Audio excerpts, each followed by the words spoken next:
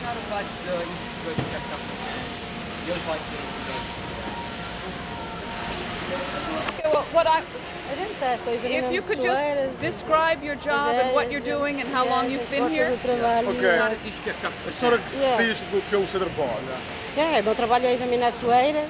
Her job is to examine the sweaters. É. Em português, é. Not a bee. It's not a big one to trabalho. Eu já disse a ela o meu trabalho qual é. Is that open? Yes. Yeah. Do you examine the whole sweater, every part of it? Sweating feet. Yes, yes. She came here and she applied for a But there job. was an opening, so there was no big hassle finding the job. No. Sort of não teve problema nenhum. Eu não tive problemas no nenhum. problem, Por enquanto, até à data ainda não tive nenhum problemas. What made you decide to come here to apply for a job? Foi já a senhora decidir para arranjar o trabalho aqui. Antes de vir para aqui, trabalhei no chapa das soeiras, trabalhei no chapa das cortinas, dos drapes, 4 meses. Estive a I think trabalhar. before we moved on here, she used to live near the old place. It was right across from the street, so it was very convenient for her to go to work. She didn't need transportation, not to work. You didn't see an ad in the Antes disso eu newspaper? trabalhei em Portugal, não é? Eu só estou aqui há 4 anos. Eu trabalhei Não, em isso ela está Portugal. brincando. You didn't see an ad in the newspaper or something like No. that? You're inspecting the sweaters. How many? What kinds of mistakes or faults do you find in them when something is wrong? Qual é as coisas enganadas que a senhora acha na suera? As coisas enganadas. Sim. Aparecem tantas. Aparecem bastantes. What kinds of mistakes would there be? What would be wrong with a sweater? Sewing. It's not a bee A senhora que diga para que mais ou menos o que faz. Os machines are certified as bearers. Yeah. Good, John. They want it in Portuguese. Eu examino se tem as costuras, se tem buracos, se tem defeitos de leibas ou coisas assim, a gente manda para trás para emendar. Yeah, e as cores, a gente põe as cores, o styling.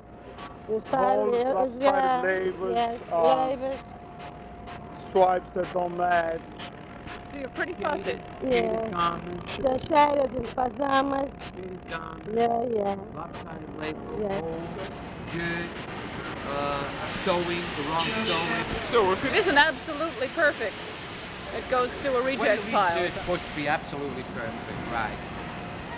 Thank you very much. Yeah, okay.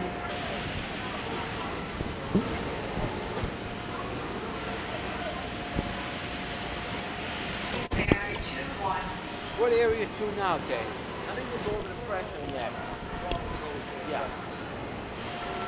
Thanks, John.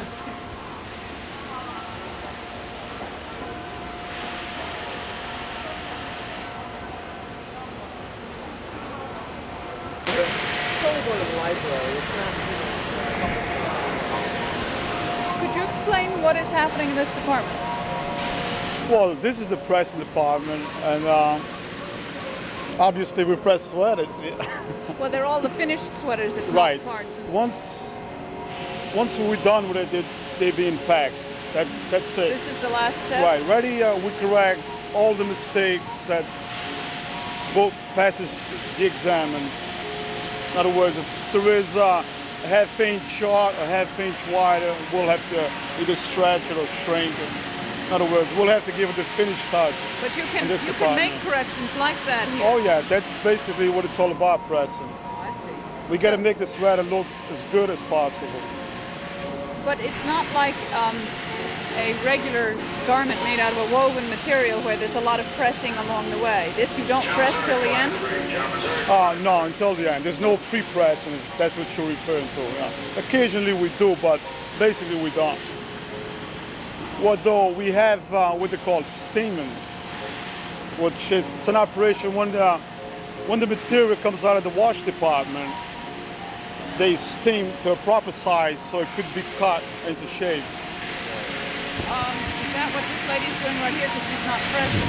All these are pressing, considered pressing. They all press. They're not using the tops, which all these presses they do have a top, what they call a box pressing. But we're not working on wool materials. Since we're working in synthetics, we don't have to use them.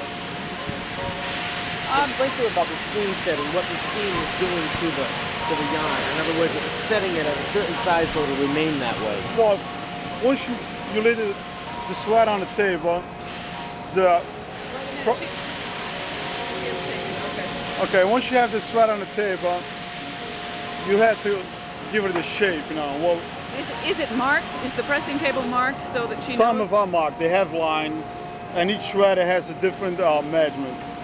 Every so often, they'll have to check the measurement, make sure what the ring required. Yeah. And This department seems to be more or less evenly divided, men and women. there's more women than, but approximately, yes. I would say so. There's about 4 men and Because in about many 10 girls, places there are many more women than Right. men. And this, well, one time it used to be all men here. It was all men, yeah. And right now we've got more women. how you deal with the situation of the fact that a great many people don't speak English? Either or both of you. How do I deal? Well, Well, you speak English and Portuguese. Portuguese, right? Do you also speak both Yes, I languages? do. Right. It seems as though that's a necessity. It is a Right. necessity because of the fact that we employ so many Portuguese people. We have to have bilingual supervisors and floor people. But it really isn't much of a problem because all of our supervisors have a Portuguese background anyway. And so they already know Portuguese. So it's not really much of an effort for them to have to go out and learn. They already know it. I'm sort of interested in the fact that so many people who speak little or no English really seem to have relatively little trouble finding a job. Is that there must be some kind of underground network through which these people hear about the existence Well, of we jobs. do have a lot of employee referrals. In other words, so-and-so will have a daughter or a niece who needs a job, or a next-door neighbor who just came from Portugal needs a job. And it's done basically this way in the city. For instance, this particular lady here, she's got 3 daughters that work here. The guys, they have 3 brothers that work here. The lady that you just interviewed on here, that's his son right there, and there is also one upstairs. So it's like Family. once one of the family gets a job, then it just gets all the rest of the family. So there really is an underground communications network going. So like a family less, thing, yeah. yeah. We have very much family in here, but things seem to run quite smoothly. We don't have any problems at all.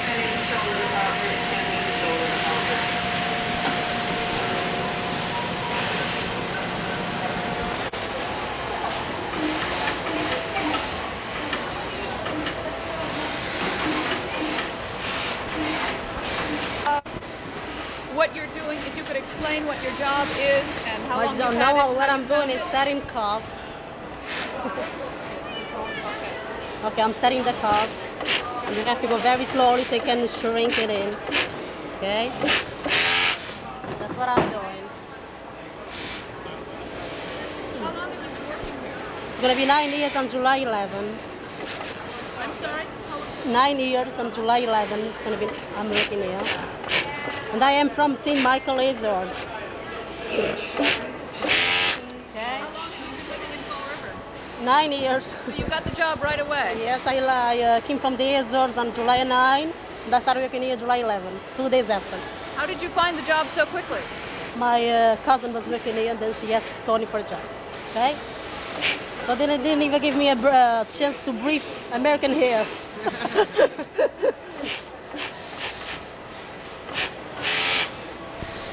Does this machine actually cut off the extra material at the same time that you're stitching it? Yes. Yes. How long did it take you to learn how to operate the machine? Oh, for me, about 3. Now. No, I'm not gonna lie. No, to learn the machine don't take too long to learn, but to learn the work, about 2 months. To get the speed on the machine, about 2 months. It takes a little while, more than that, to build up speed, right? Yes. Did you feel awkward with it at first? Yes, because we don't used to run these machines over in St. Michael, so we have to learn how to work on these machines. We used to sew on a finger machine at home, but it's not electric, so we got to speed on an electric machine. Thank you very much. Okay, you're welcome.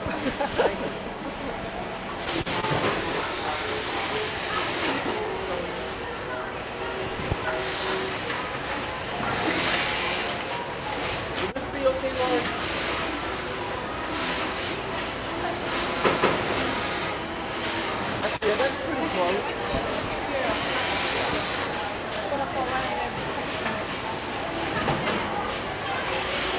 Got it?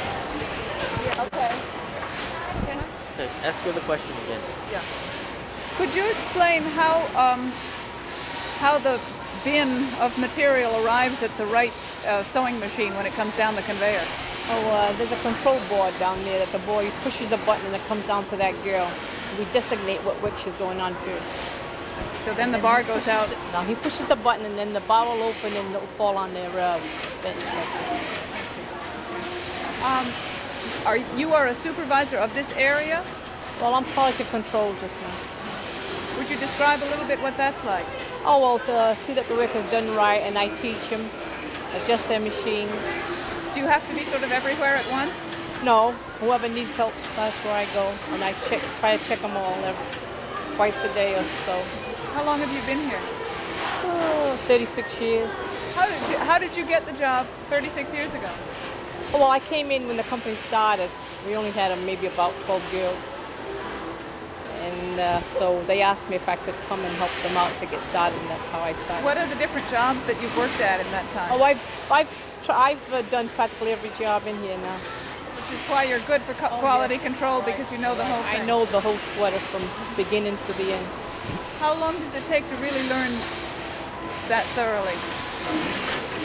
Well, I don't think it would take that long if you go right from the beginning and stay a little while in every department. Then you'll get the picture of the garment. Because Tony came here at 16, and he knows the garment right from the beginning also. He just, not that he worked in every department, but he learned by working with the garments. He knows how to do every operation on the garment now. He's a sample, cuts all the samples out. How has the job changed over the years? Oh, it's improved a great deal through the years. Could you describe how? Oh yeah, the material. At first we didn't know how to wash them, how they would react. And so every year it's improved the quality, and we know more about the cutting and the finishing of the garments now. Thank you very much. What the job's like who run the machine. So we have been interviewing the people who are doing the job. First, we'll speak of the job in itself. So if you'd like to explain what these machines are doing and what this department is. This is a washing department in the knitting fabric. What the process here is to approximately put 30 pounds of fabric to 60 pounds in the tub, washing tub. And in it, it is plain water, and depending upon the type of fabric, we would have to use some solvent such as soap or some bleeding. Here, using the solvents in the tubs, in the water particularly, it would react such as taking the shrinkage out of the knitted fabric. There is a tolerance of shrinkage, and also to take any bleeding which may occur in the fabric itself. The men, which here we have 3 men working this department, they then have to extract the fabric from the wash tubs wet. That must be pretty heavy. Well, in weight, yes. You're doubling your weight, really, in factor. And here they then have to put the fabrics wet into an extractor to extract all the excess water. So that's really like the spin-dry cycle. Right, yeah. a spin-dry cycle, just the same as at a home, only on a larger scale. Yeah. Here again, we are speaking of approximately 35 to 40 minute cycle from the time of entering into the wash tub to the final drying process. Again, this would vary depending upon fabrics. Here again, the men to some degree have to be extremely cautious as to the type of fabric they're dealing with, and also to see if any bleeding is occurring where it may not be a color fast dye. So it's a crucial point in the processing of fabrics. How long have most of these men been working here? Here we're speaking, I would say, on the average of at least 10 years. We're going from the senior man to the youngest man in here. We are very versatile to say that the younger man is to some degree advanced well, that he could be a very good understudy really for the Is senior. it a job that requires quite a lot of training in terms of knowing the different fabrics and how to handle them and how long the cycle should be and that sort of thing? No. Because of the fact that we have a supervisor who would then schedule the work in here and go over the types of fabrics. They also have a spec which we have to abide by. Could you explain that? The spec is really a phototype instruction sheet which gives us the data on the type of yarn, the contents of the yarn, and what procedure we have as far as a initial stock. We may alter it depending upon the knit of our fabric at this plant or this location. So in essence, we do have a guideline to abide by. And Is everything synthetics? Not everything, no. We do not have all synthetics. We do have other fibers. And this in itself depends upon the season that we go into. At one time we were running all wool fabrics, so it made it somewhat easy. Now, You must have missed that last part. No, I'm still taking. Oh, okay. Are you through? Yeah. so, all right, here we have a steaming operation. We have a young lady at the table.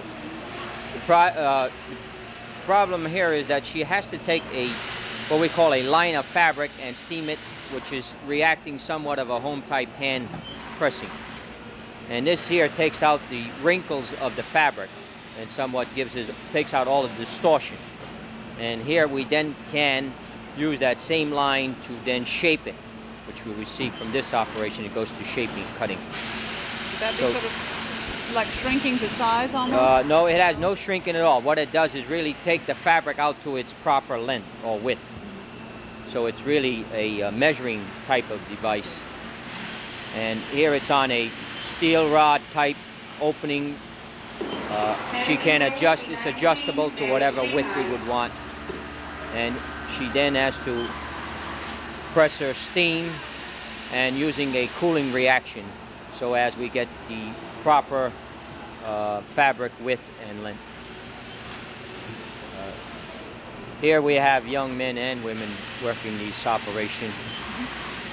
It is somewhat a not so skilled job, you know. How long would it take someone to learn how to do this?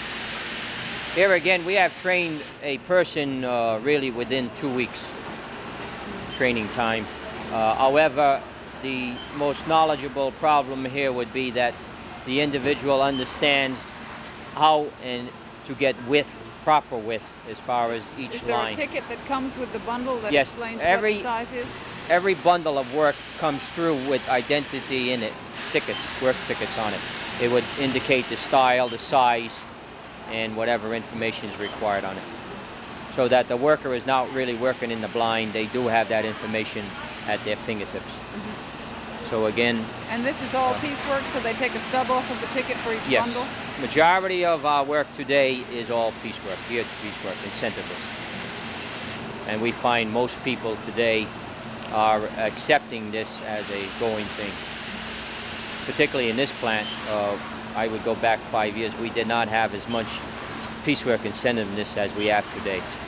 What's the alternative in terms of the pay structure?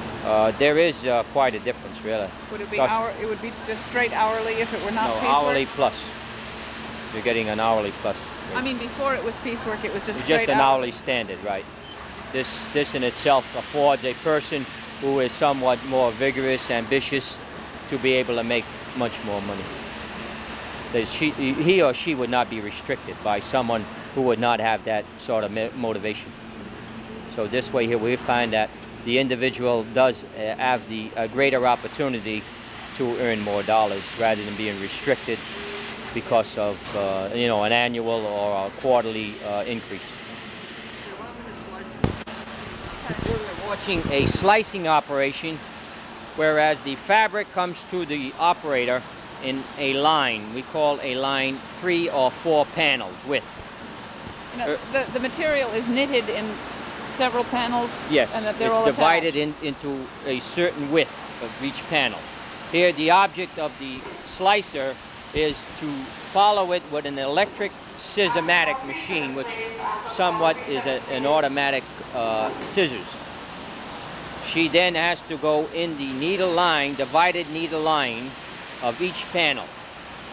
Whereas we can then take these panels for layup purposes. Now here again, piecework incentiveness, and the fact is that the girl herself does have to require some skill in speed, mostly.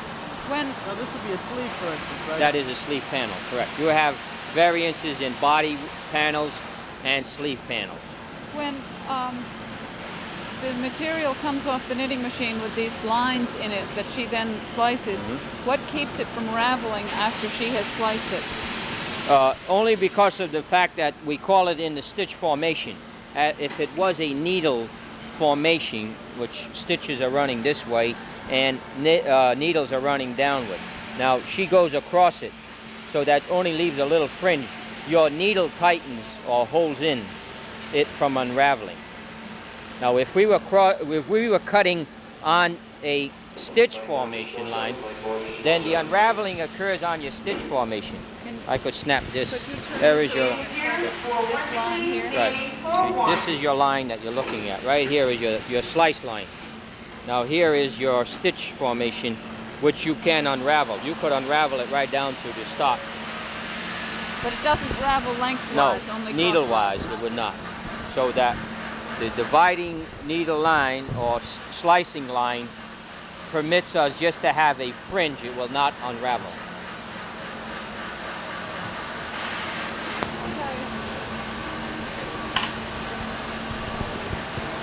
Could you describe what's going on here? Okay, this is the layup department.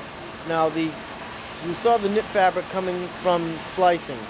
From the slicing department, it comes over to layup, where they are taking either a body or a sleeve and folding it in half and passing it down to the cutter, who is cutting out either an armhole or a neckband or this type of thing. And this is what she's doing here.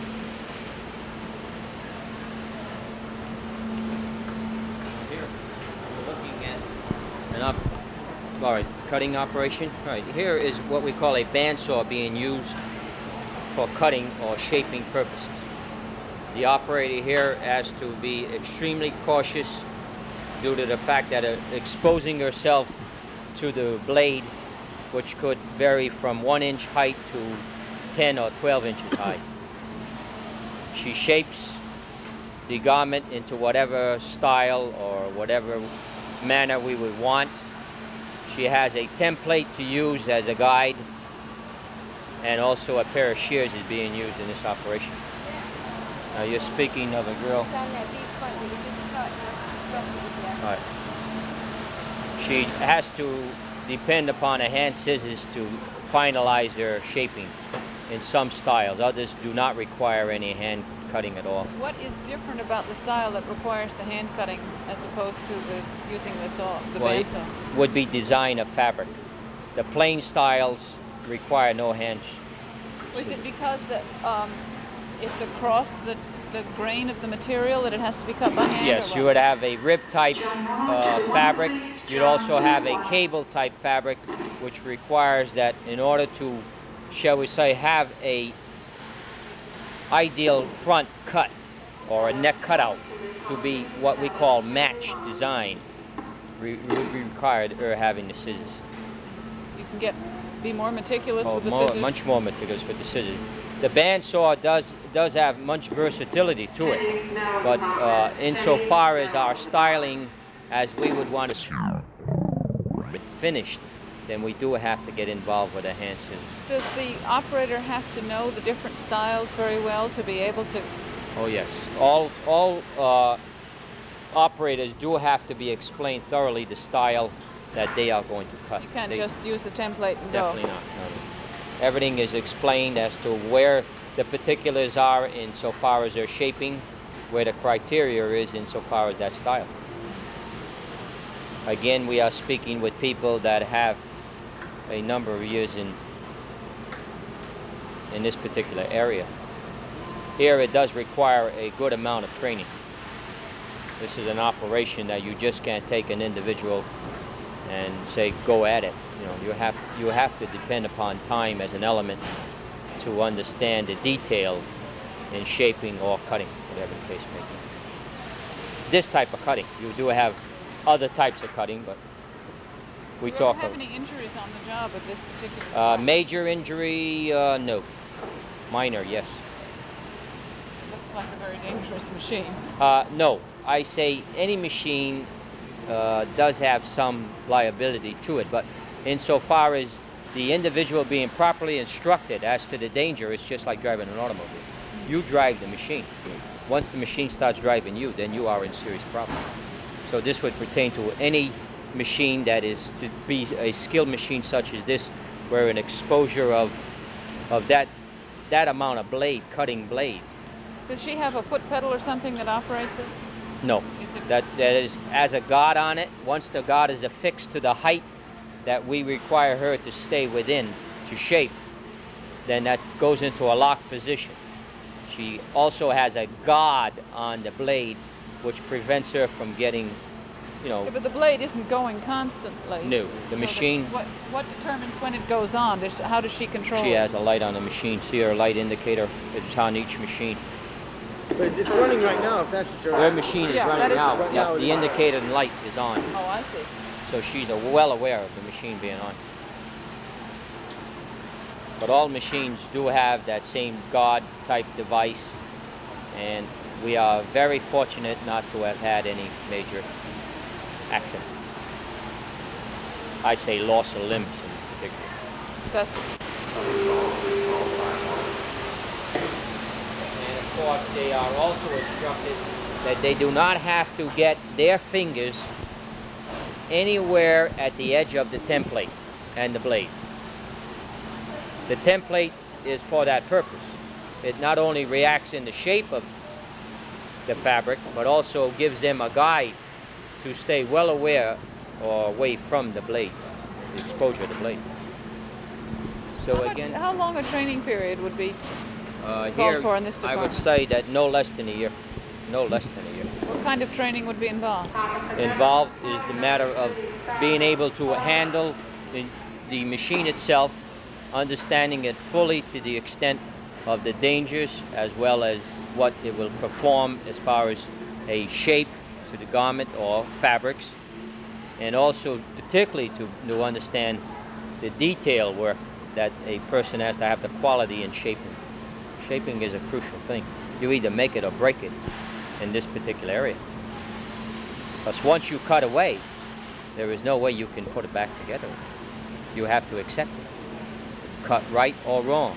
So It has to again, come out. someone in this department then takes a large amount of responsibility. If she makes a mistake, it affects a great many garments. Yes, it would.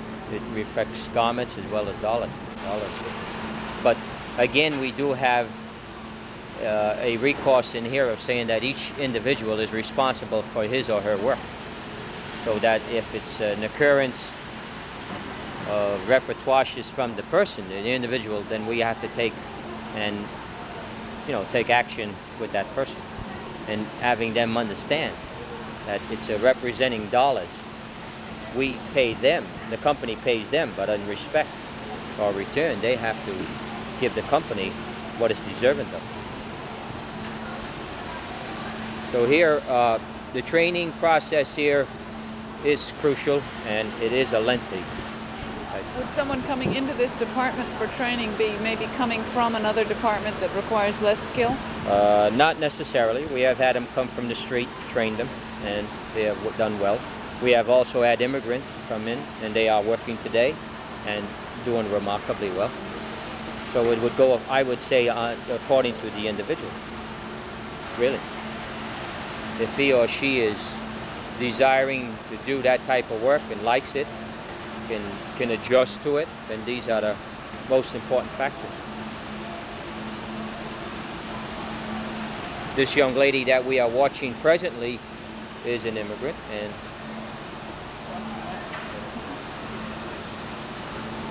she is what we call a Class A cutter or shaper.